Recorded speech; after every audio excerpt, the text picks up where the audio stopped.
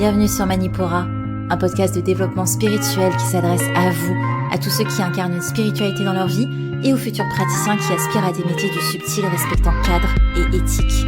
Je suis Amba, formatrice depuis 2020 en énergétique, en cartomancie et en médiumnité, et ma mission est de vous transmettre des outils concrets pour une spiritualité qui s'intègre dans votre quotidien pour qu'on puisse ensemble grandir en conscience. Je vous souhaite une excellente écoute. Bonjour à tous et bienvenue sur ce nouvel épisode de Manipura.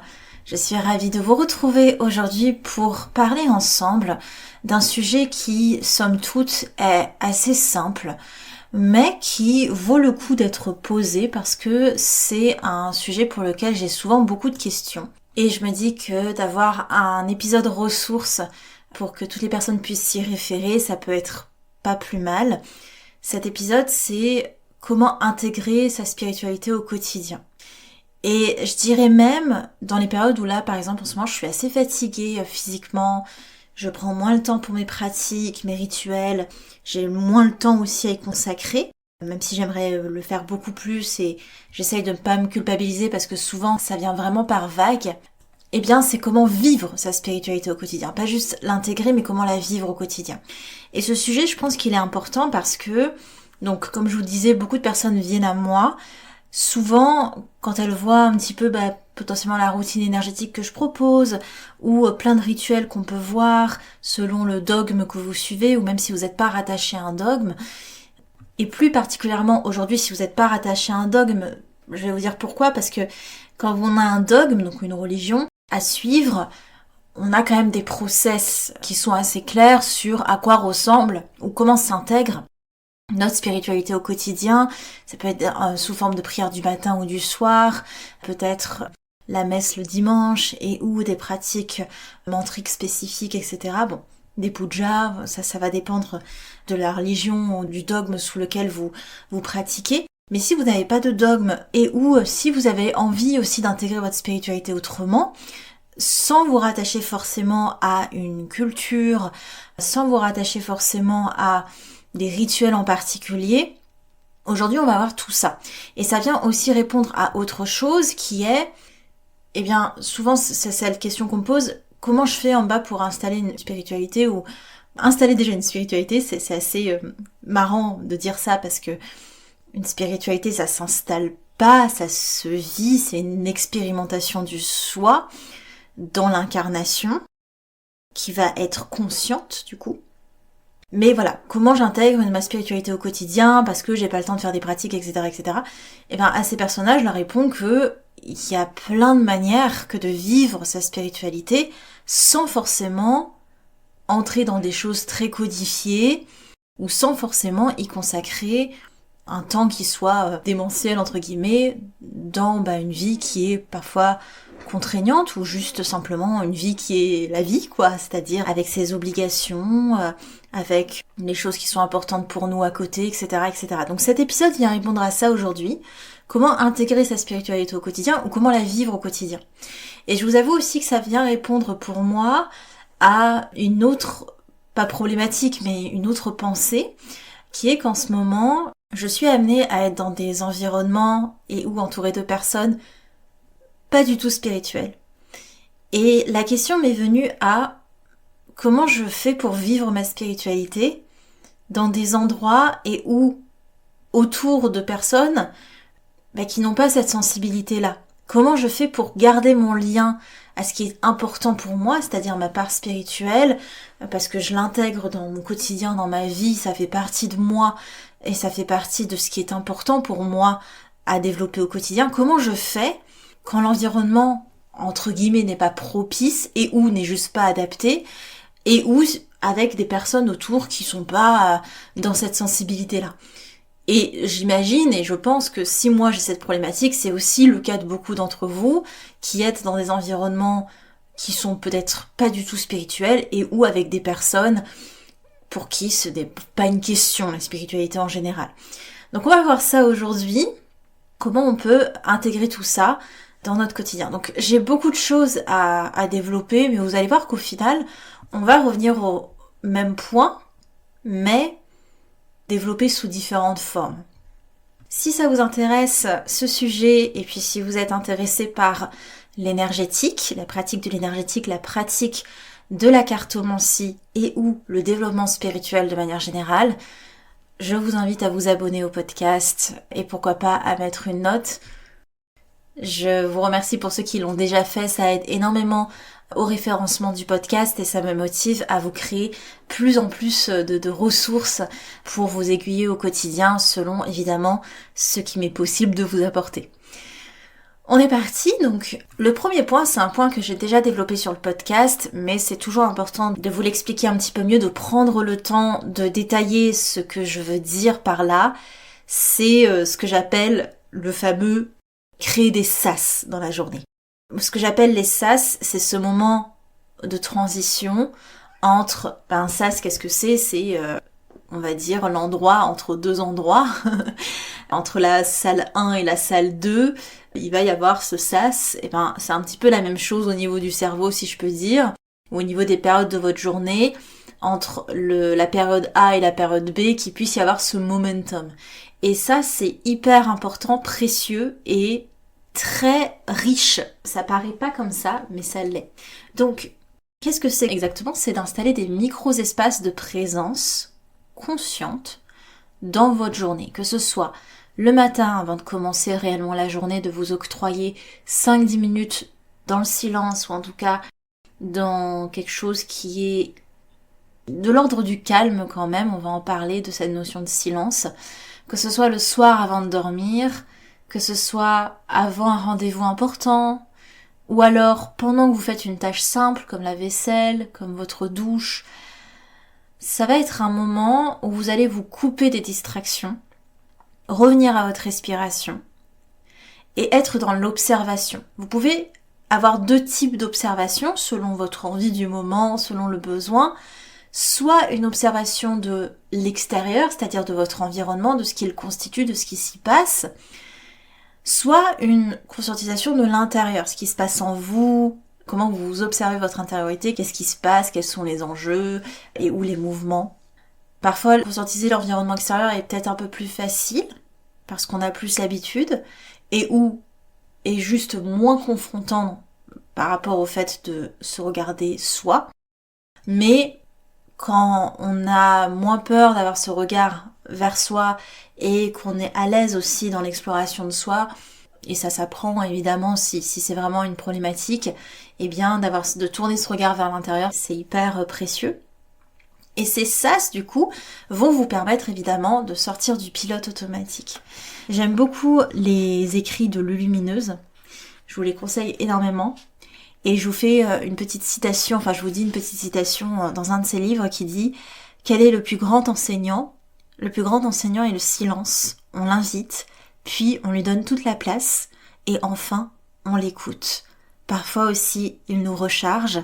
L'esprit agit en silence, mais tout est accompli. » Donc souvent, on a tendance à parler beaucoup des pratiques de silence, et c'est pas pour rien, c'est là que se révèle vraiment la voix, V-O-I-E, et peut-être la voix V-O-U-X, en soi, c'est là que se révèle beaucoup de parts de nous et où qu'on peut aussi écouter ce qui se passe et ce qui vient à nous.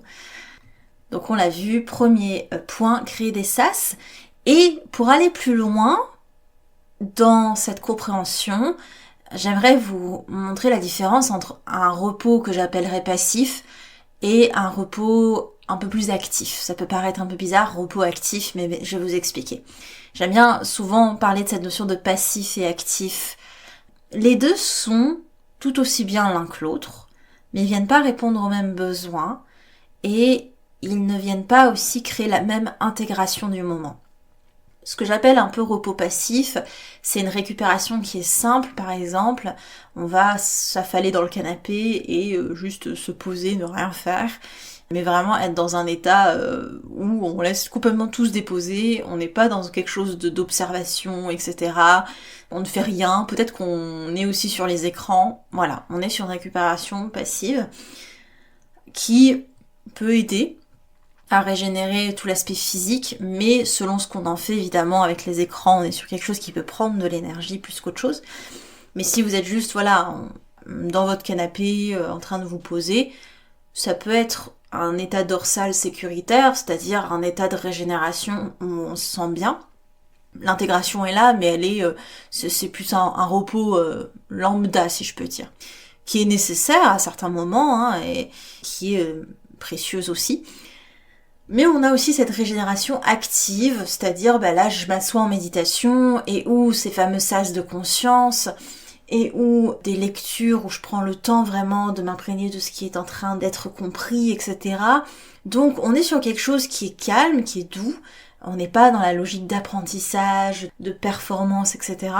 Mais on a un repos qui est, si je peux dire, actif. Donc on est dans quelque chose où on n'est pas complètement effondré, on est conscient et on pousse la conscience, si je peux dire, dans l'instant. Ça dépend de votre état du moment. L'un n'est pas mieux que l'autre selon les besoins, la nécessité que vous ressentez dans votre corps. Mais sachez que il y a les deux et on peut jongler entre les deux. Et du coup, il faut pas se culpabiliser si on est dans ce repos un peu végétatif, j'allais dire. Mais en même temps, c'est bien de créer ces moments de présence, ces repos, certes, ces moments qui vont nous régénérer, mais dans lesquels on est actif dans notre conscience. Et on continue un petit peu là-dedans, mais sous différents angles. Dans ces instants de présence dont je vous parle, et pourquoi je vous parle de ça à chaque fois, c'est que je vous conseille, en tout cas, de privilégier la régularité à l'intensité. Et avant que je développe ça, je vais vous dire que tout ce que je vous dis là, vous allez me dire oui, mais est-ce que ça parle vraiment de notre spiritualité ? Oui, parce que vous intéressez à ce qui se passe en vous, s'intéresser au microcosme, donc à votre univers intérieur, c'est s'intéresser au macrocosme, à tout cet univers qui est dans l'environnement, mais dont vous faites partie également. Donc c'est juste pour vous dire que toutes ces actions de conscience, ce sont des moyens de vivre votre soi, justement. Et le soi, c'est notre part spirituelle, c'est notre être spirituel incarné. Et quand on le vit, quand on le conscientise, quand on l'expérimente, c'est ça, vivre sa spiritualité. On peut faire plein de rituels, et peut-être qu'ils ont une portée importante pour tout un chacun selon la tradition à laquelle vous appartenez. Mais si vous n'êtes pas en conscience pendant ce que vous faites, en soi, ça reste des rituels. En fait, ce que je développe là, c'est tout un travail vibratoire, non pas dans l'idée de travailler son énergie pour avoir une meilleure énergie, non. C'est plus, plus on porte attention à sa vibration, plus on porte attention à celles qui nous entourent, celles qui nous entourent au pluriel, et qu'on peut communiquer avec ça et vivre en tant qu'être spirituel incarné. Je continue sur ce que je disais, petit aparté, pour faire un peu le lien avec la thématique de notre podcast et pour vous montrer que on peut intégrer des momentum de manière très simple sans passer par des grosses pratiques. Donc comme je vous disais justement, en parlant de ça, mieux vaut quelque chose de régulier, même petit, comme ces fameux sas le matin ou le soir, ou entre certaines choses, etc., que des grosses pratiques intenses d'un coup, une fois par semaine. Vous pouvez évidemment, et dans l'idéal, moi je vous dis mon idéal, je dis pas que j'y arrive tout le temps, dans les semaines là où je suis fatiguée et quand je suis absente, c'est plus compliqué, mais j'aime bien avoir mes pratiques quotidiennes qui sont somme toute assez sommaires, et le week-end avoir une grande pratique, notamment moi au niveau des mantras plutôt, même tout le temps. Mais ce qui va être important, c'est mieux vaut plusieurs petits moments quotidiens qu'une longue pratique isolée, parce que c'est là qu'on vit notre spiritualité et qu'elle s'intègre dans le vécu ordinaire de la vie, plutôt que d'avoir un pic et après d'être en pilote automatique, si je peux dire, la plupart du temps. Il n'y a rien de mal à être en pilote automatique et c'est pas un truc à fuir forcément. Parfois on a besoin, on a des tâches un peu plus sommaires, régulières, qui se succèdent, et parfois on a besoin aussi de décrocher, et c'est pas un signe d'être dérégulé que de décrocher et d'aller en pilote automatique. La dérégulation, je dirais, c'est si ça c'est la norme et qu'il n'y a aucun moment vraiment de conscientisation où on en sort de ce pilote automatique. Pour résumer cette partie-là, mieux vaut des petites pratiques régulières de conscience, d'intégration, que des gros moments de pratique où vous allez vous dire allez là je fais une grande méditation d'1 heure, ou je fais du journaling pendant 1 heure, etc. Voilà, c'est peut-être se mettre aussi beaucoup de pression finalement, mais n'hésitez pas à adapter aux besoins. Si vous avez envie de faire une grande pratique, faites votre grande pratique. C'est juste que là on parle de comment intégrer avec plus de facilité, que ce soit fluide, dans nos quotidiens qui sont souvent assez chargés. Et aussi, ça vient mettre le doigt sur quelque chose d'important qui est que souvent la répétition va créer une vibration continue qui nous aide à maintenir un flow. Ça, je vous apprends rien, je pense. La répétition, et c'est pour ça que, par exemple, on a le japa dans les pratiques mantriques, par exemple, on va répéter les mantras, etc. Enfin, dans beaucoup de religions, de dogmes, il y a cet aspect à la répétition, parce que ça vient ancrer, ça vient avoir une portée vibratoire beaucoup plus constante et continue. Donc la répétition, c'est votre allié, et ça pour tout. Je veux dire, quand vous voulez apprendre quelque chose, quand vous voulez ancrer une bonne habitude, je vous apprends rien, c'est la répétition qui va aider. On continue sur comment être dans cette connexion. Donc comme je vous disais, pour se connecter au macrocosme et pour avoir un lien privilégié à notre spiritualité, on peut passer par le microcosme. On est dans un corps qui a une fonction, mais qui est tout un univers à lui seul, avec aussi, si on intègre, les différents corps subtils qui nous constituent. Et ça passe par plusieurs manières. Vous pouvez faire des choses très physiques, par exemple avoir une routine de soins, des soins de beauté que vous allez faire en conscience. Tout ça, c'est des choses qui viennent vous nourrir. En fait, il faut réfléchir sur comment je vais nourrir mon temple, comment je vais prendre soin de mon temple, parce qu'en prenant soin de mon véhicule terrestre et ou de ce qui l'habite, je prends soin aussi de moi, de ma vibration, et aussi j'amène cette vibration au monde. Quand on est dans un meilleur équilibre avec soi, on est capable de pouvoir aussi le partager au monde. Donc c'est assez global ce que je vous dis là, mais ça part de vous. Et pour ça peut être des choses très simples comme avoir une routine de soins, une routine de beauté que vous faites en conscience. Ça peut être de faire une activité qui vous nourrit intérieurement. Par exemple, pour moi, c'est le chant de mantra. Mais pour vous, peut-être que c'est, je sais pas, le tricot. C'est une activité qui peut-être vous fait profondément du bien, titille votre créativité, vous met dans un état de calme et vous sentez une forme d'apaisement directement quand vous vous y mettez. Et j'espère, en tout cas peut-être que ça viendra pour vous, d'avoir cette chose, cette activité, et ou juste quelque chose, un environnement, une situation qui vous nourrit intérieurement, qui vous fait profondément du bien. Ça peut être aussi, moi j'aime bien par exemple, aller en hauteur, que ce soit, je sais pas, sur un relief en hauteur ou sur un bâtiment en hauteur, qu'importe, et regarder au loin. Ça peut être ça, tout simplement, quelque chose qui nourrit intérieurement. Et aussi d'écouter vos besoins, tout simplement, en répondant à vos besoins physiques, mais aussi peut-être émotionnels, si on va plus loin, etc. Eh bien, vous prenez encore une fois soin de ce temple, de votre vibration, et c'est ça aussi, vivre sa spiritualité, c'est honorer ce qui est dans le vivant. Et vous en faites partie. Donc faire des choses qui vous exaltent, qui nourrissent votre cœur, votre corps et votre âme.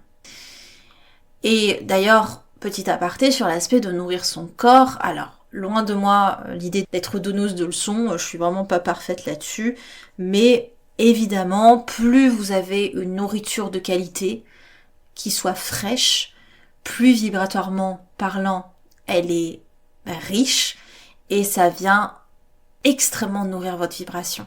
Je sais pas si vous êtes déjà allé en ashram.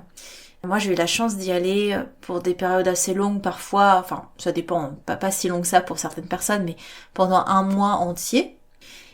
Les ashrams, c'est les lieux où notamment on va apprendre des pratiques liées notamment au yoga, à l'hindouisme, etc.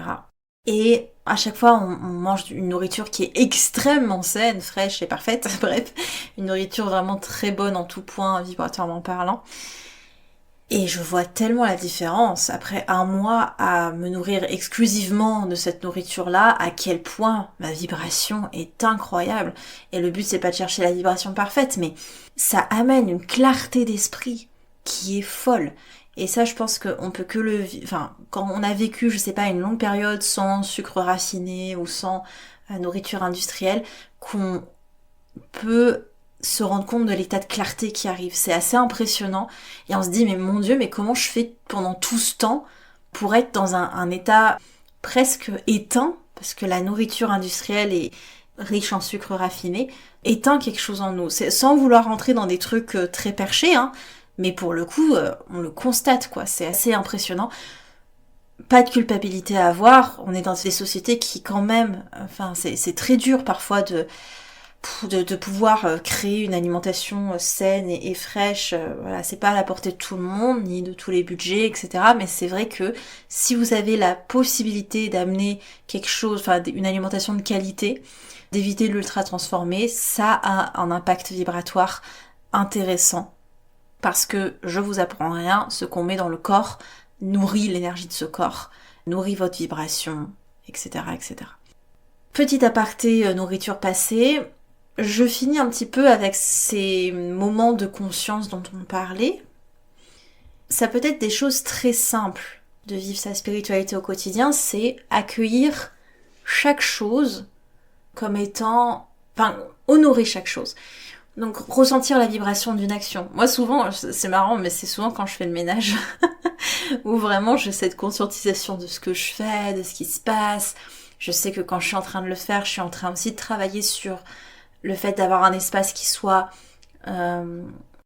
plus adapté et qui me fasse du bien. Ça peut être de mettre de l'attention dans les gestes simples, dans les conversations que vous allez avoir avec des amis, dans le simple fait d'apprécier ce café que vous êtes en train de boire.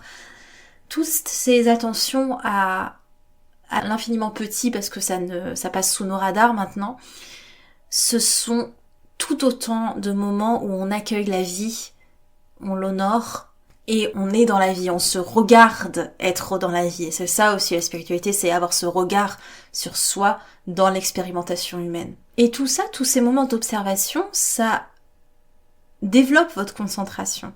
Et la concentration, c'est toujours une voie royale d'expansion spirituelle, parce que c'est quand on concentre son énergie en un point qu'on peut l'élever aussi en conscience. Donc, tout ça va développer votre concentration, créer un espace d'expansion intérieure, et ça paraît simple et anodin, et j'ai pas inventé l'eau chaude, mais ce sont des petits éléments au quotidien qui ont une très grande portée, parce que plus vous êtes dans l'observation de vous-même, plus vous êtes dans le détachement de cette identification à l'individualité. Ça va loin, mais ça fait partie des choses qui vont aider à ça, d'être dans cette observation consciente des petites choses. Donc là, on a beaucoup parlé de moments pour soi, avec soi, via soi, etc. Mais la spiritualité, c'est finalement ce qui nous relie, ce qui nous connecte au monde. Et c'est nous dans ce monde, finalement, nous en tant qu'âmes qui naviguons dans cet environnement plus ou moins large. Donc pour vivre sa spiritualité au quotidien, ou l'intégrer au quotidien, des choses très simples comme les balades dans la nature, développer le lien aux animaux, nourrir votre lien au vivant, ça va énormément aider. Et au-delà de ça, l'engagement dans une communauté, on va en reparler, le fait de s'occuper d'un espace, d'un lieu, de l'honorer, ramener du sacré dans son environnement pour pouvoir aussi étendre cette vibration du sacré autour et en nous, autour de nous et en nous. Tout ça, c'est une portée qui crée la connexion au monde, la connexion à l'environnement.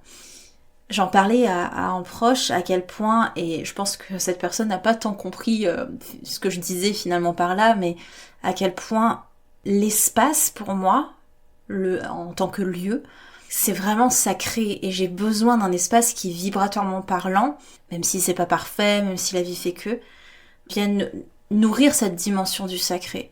Et c'est difficile pour moi que de voir les choses autrement.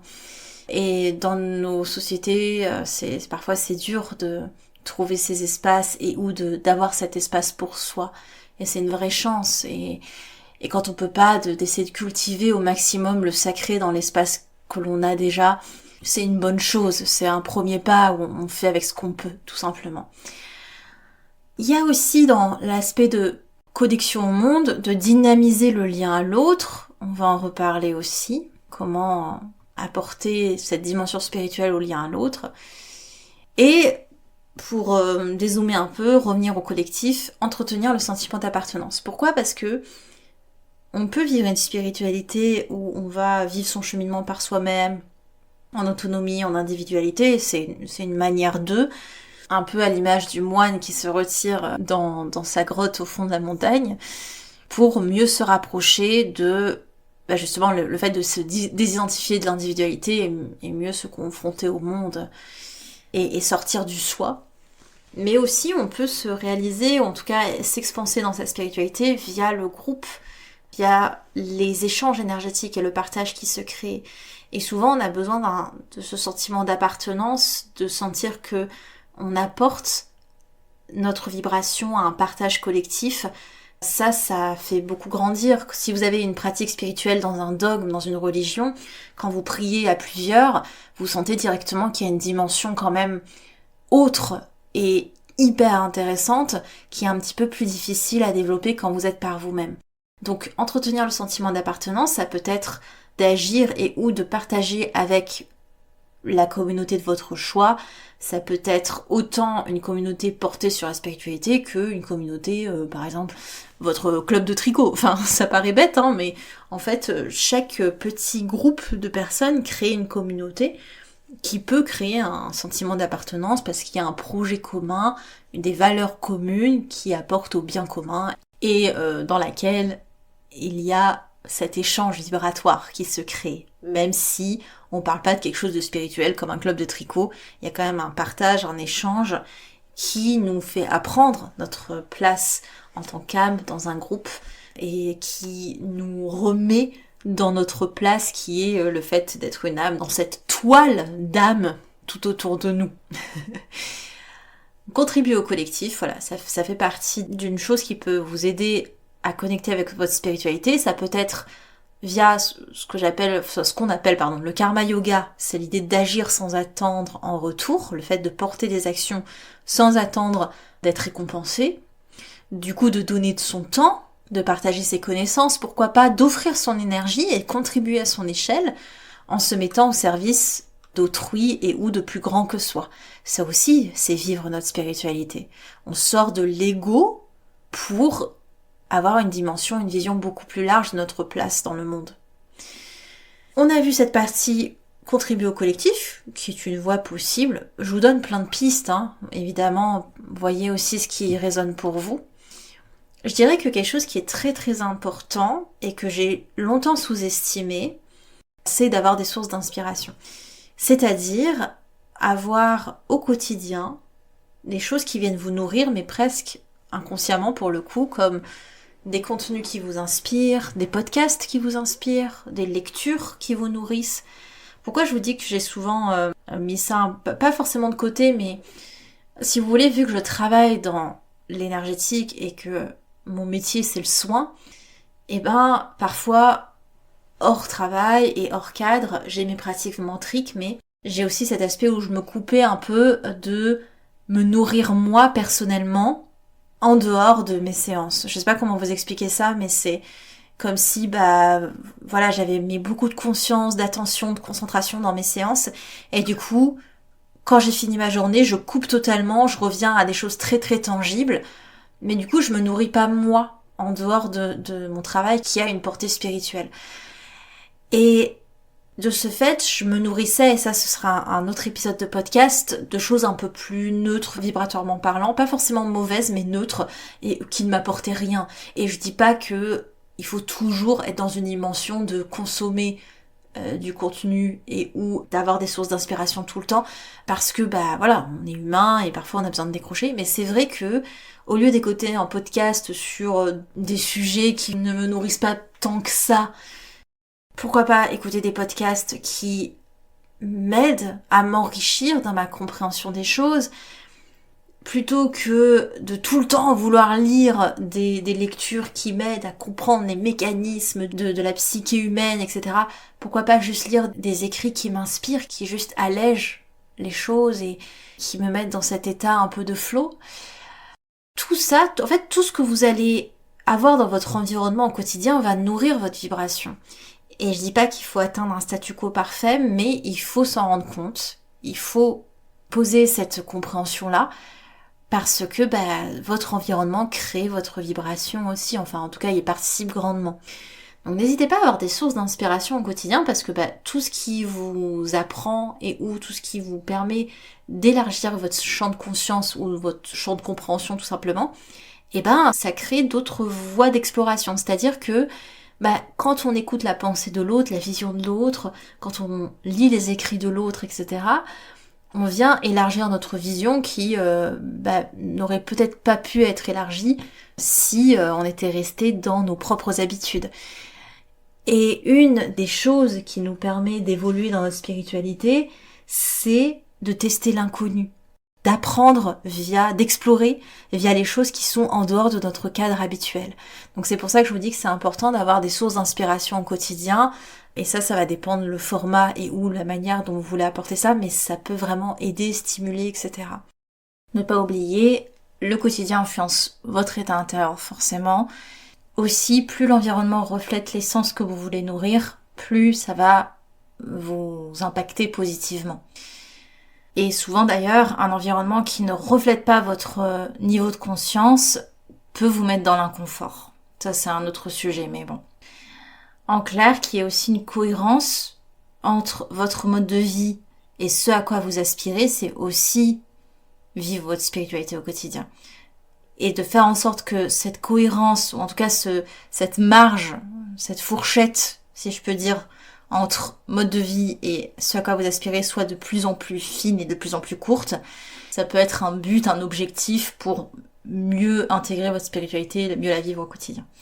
Ça passe peut-être par l'aménagement de votre espace de vie, par le fait d'ajuster vos habitudes, sans être dans une rigidité, mais en tout cas trouver un équilibre réaliste pour que ça concorde, tout simplement. Je saute un petit peu du coq à l'âne, on va revenir à notre propre vibration et on va parler aussi du relationnel, cette fois-ci pas communautaire mais plus de vos proches à vous-même par exemple. Une des choses qui va faire que vous vivez votre spiritualité, que vous vivez votre cheminement aussi, c'est un classique mais j'en ai pas parlé depuis longtemps je crois sur le podcast, c'est l'alignement entre le cœur, la parole et vos actes. C'est ce qu'on appelle l'alignement psychique. C'est-à-dire, je dis ce que je ressens, je prends conscience de ce que je ressens, je le dis, je le verbalise, et je mets en action ce que j'ai dit. Donc ça crée un vrai alignement cœur, parole, acte, qui va vous permettre d'une part d'être en cohérence avec vous-même, de pouvoir aussi porter des choix conscients qui soient directement reliés à votre cœur, forcément de créer une fluidité dans vos décisions, et aussi qui va réduire les conflits internes. Donc l'alignement cœur, parole, acte, ça paraît anodin, mais c'est extrêmement puissant. Et très très très très souvent, les moments dans notre vie où ça se passe mal, où c'est pas fluide, c'est qu'il y a un désalignement quelque part. Soit on conscientise pas ce qu'on ressent, ou on veut le réfuter, ou on l'accepte pas, soit on n'ose pas dire ce que l'on ressent, ou soit entre ce que l'on dit et ce que l'on fait, il y a un gap. Par exemple, je sens que cette situation n'est pas faite pour moi. Est-ce que je me l'avoue, oui ou non? Est-ce que je le verbalise? Et si je l'ai verbalisé, est-ce que finalement j'en change quelque chose ou pas? Et on voit que ça, c'est tout bête, mais ça peut être la source de beaucoup de conflits intérieurs et extérieurs qui finalement nous perd sur notre cheminement. Donc l'alignement psychique, l'alignement cœur, parole, acte, c'est tout simple mais c'est très puissant. Et ça permet en plus de fluidifier le relationnel. Et un autre point pour vivre sa spiritualité ou vivre en conscience, ça va être de réguler ou en tout cas de apporter une attention particulière à l'ego dans notre relationnel. Et ça passe par observer nos interactions avec nos proches, identifier ce qui nous déclenche, repérer s'il y a des peurs, des blessures qui sont activées, s'il y a des besoins qui ne sont pas entendus, auxquels on ne répond pas non plus. Et c'est tout ce qui est en lien avec la régulation émotionnelle. Je me régule comment avec l'autre, par rapport à l'autre, en moi-même, etc. Et aussi l'idée de répondre plutôt que réagir. C'est-à-dire que au lieu de réagir à ce que l'autre me dit avec ce côté un peu archaïque et inconscient, de ramener de la conscience à nos réactions et de se dire est-ce que c'est vraiment ça que j'ai envie de vivre, est-ce que c'est vraiment ça que j'ai envie d'apporter, est-ce que c'est vraiment ça que j'ai envie d'incarner, et d'apporter la vibration et l'action, la réponse finalement qu'on préférerait mettre au monde. Ça paraît anodin, mais c'est évidemment la régulation à l'autre, la régulation émotionnelle et l'interaction avec autrui, c'est pleinement un acte spirituel si je peux dire, parce que ça participe à nourrir notre vibration personnelle et à nourrir la vibration collective. Donc nourrir les liens avec plus de conscience, ça va créer forcément un flux d'échange plus mature et nous aider dans notre expansion d'être. On finit cet épisode par des derniers points.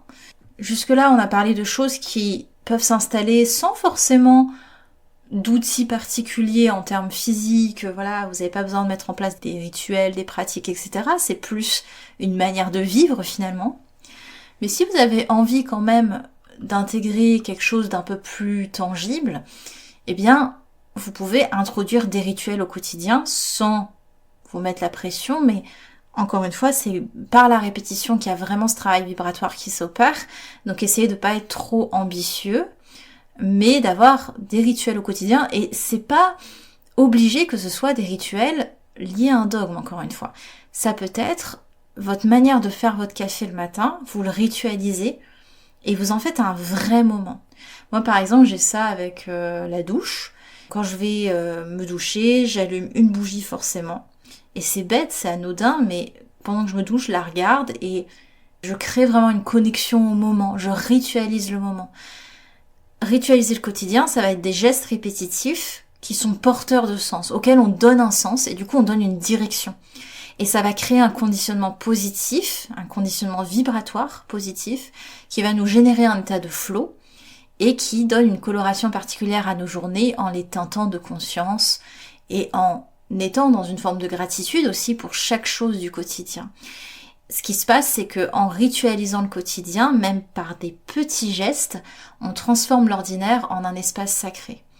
Par exemple, dans mon cas, ça passe beaucoup par les bougies, je m'en rends compte. Créer un espace le soir et où je vais vraiment prendre le temps d'allumer mes bougies avant mes lectures. Ou alors ça peut être dans mon espace de pratique, toute cette cérémonie qu'on a autour d'allumer la première flamme du matin. C'est important. Ou alors apporter des fleurs pour mon hôtel. Tout ça, c'est des éléments, et d'ailleurs la transition est toute trouvée pour un autre point que je vais développer avec vous, c'est par exemple les fleurs et ou tout autre objet, toute autre matière tangible qui va nous rappeler notre spiritualité. Donc ça peut être des symboles, des gris-gris. Moi je sais que ça passe beaucoup par les tatouages ou le bindi, le point que je mets au centre des yeux, qui est purement décoratif, hein. On a le tilak qui est beaucoup plus porteur parce qu'on la pose après les rituels et les pratiques, mais le bindi me permet de concentrer mon énergie dans mon troisième œil, enfin en tout cas symboliquement d'y concentrer mon attention. C'est quelque chose qui au quotidien, je veux dire, je me vois dans le miroir, je vois le bindi, je peux pas y échapper. Et je dis pas qu'il faut quelque chose qui soit tout le temps omniprésent, mais d'avoir des petits symboles, ça peut être des images, des illustrations que vous voyez souvent à votre frigo, ou des gris-gris, ou c'est pas forcément des supports émotionnels, c'est plus des supports symboliques pour vous rappeler, vous remettre dans le chemin de votre intention.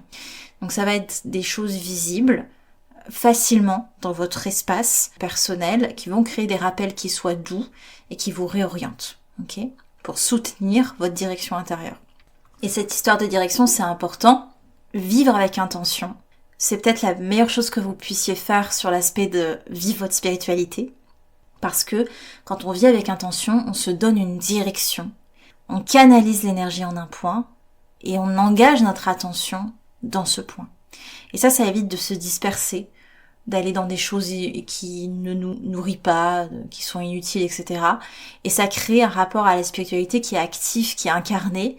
Et on peut croire que vivre une spiritualité, c'est se laisser vivre et juste être là.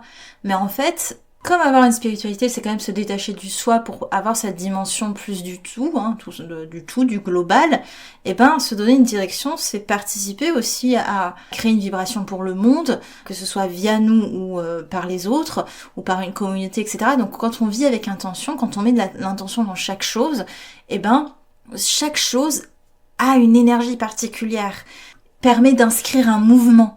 On n'est pas dans quelque chose de passif. Et incarner une spiritualité, c'est loin d'être quelque chose de passif. Et je fais une petite aparté là-dessus sur une spiritualité qui est engagée, et ça c'est quelque chose qui m'a fait défaut et qui me fait souvent aussi défaut, parce que je sais pas si c'est mon signe astrologique balance qui fait que, mais j'estime que je suis pas quelqu'un de très engagé. Alors j'ai mes valeurs et mes combats, mais je vais pas prendre position sur la place publique de manière automatique, parce que j'ai pas un grand esprit révolutionnaire comme les Verseaux par exemple, qui ont beaucoup cette énergie-là. J'ai pas un esprit très révolutionnaire, j'ai vraiment du mal à créer des vagues, alors pourtant c'est quand on crée des vagues qu'on crée du mouvement. Et c'est juste pour vous dire que vivre sa spiritualité au quotidien, c'est aussi potentiellement prendre position, enfin même pas potentiellement, c'est prendre position dans le monde à travers des engagements sociaux et ou sociétaux, où on va refuser la passivité spirituelle et ne pas utiliser la spiritualité aussi comme un évitement. Alors ça veut pas dire qu'on doit tout le temps être engagé, tout le temps, parce que là du coup on se perd aussi dans des combats et on ne vit plus pour soi et on se laisse animer par quelque chose qui certes est important mais qui doit pas nous consumer non plus. Mais voilà, c'est juste pour vous dire que vivre sa spiritualité, c'est totalement s'impliquer dans les problématiques du tangible et c'est loin de les mettre de côté et de les ignorer. Voilà, c'est le petit aparté. Et je finirai ce podcast qui est déjà bien assez long, et je vous remercie de m'avoir écouté jusque-là, parce que c'est peut-être aussi des évidences finalement que j'énonce, mais je pense que c'est important aussi d'avoir un podcast qui repose les bases, ou en tout cas qui essaye à ma mince échelle. La dernière chose, et qui paraît extrêmement simple et pourtant qui est si puissante, c'est d'être dans votre foi. Qu'elle soit avec un dogme ou non, d'avoir une profonde confiance que l'évolution est possible. Ça crée une énergie d'ouverture.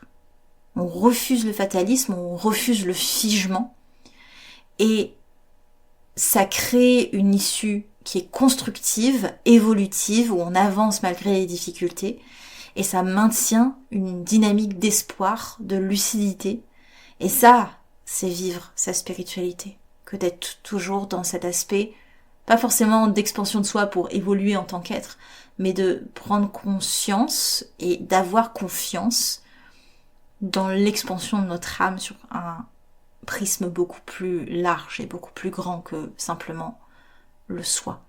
Donc voilà, être dans sa foi, c'est confiance dans ce qui vient, dans ce qui se développe, de comment ça se développe, non pas pour éviter de questionner les choses, parce qu'il faut toujours questionner, c'est ce qui nous permet aussi d'avancer et de maturer certaines idées et certaines réflexions.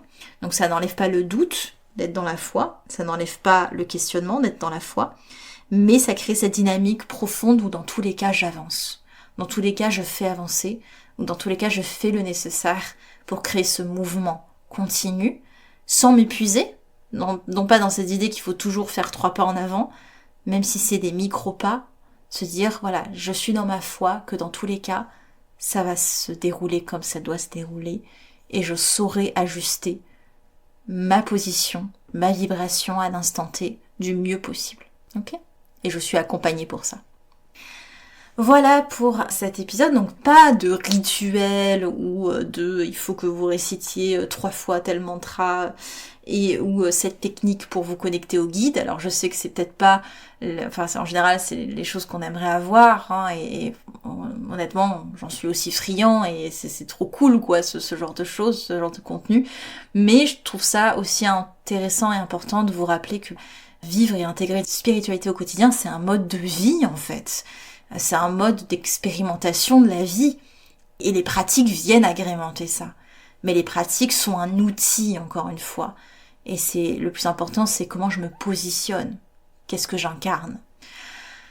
J'espère que ça vous a donné des clés, des pistes, et que ça a ouvert des réflexions, tout du moins. Je vous remercie de m'avoir écouté jusque-là. Et dans tous les cas, n'hésitez pas à me dire en commentaire ce que vous en avez pensé, comment vous vivez votre spiritualité au quotidien. Quelles sont vos pratiques aussi, quelles qu'elles soient.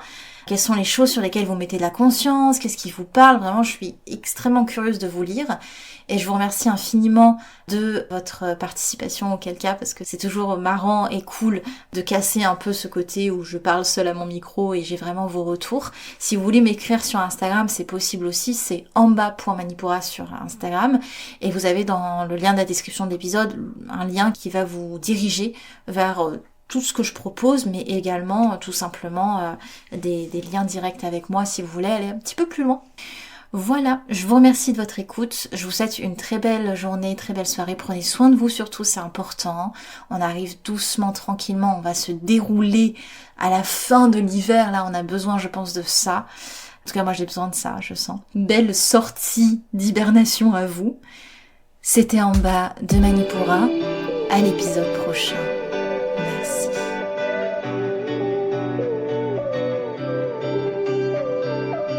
Manipura, c'est déjà terminé pour aujourd'hui.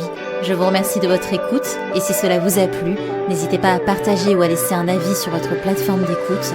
Pour continuer vos explorations, vous pouvez accéder aux formations gratuites ou aux centaines de contenus Manipura disponibles sur la newsletter, les réseaux sociaux ou le site internet. Vous pouvez également participer au podcast. Tout ça, c'est en cliquant dans le lien dans la description de l'épisode. Quant à moi, je vous dis à la prochaine et surtout, prenez bien soin de vous.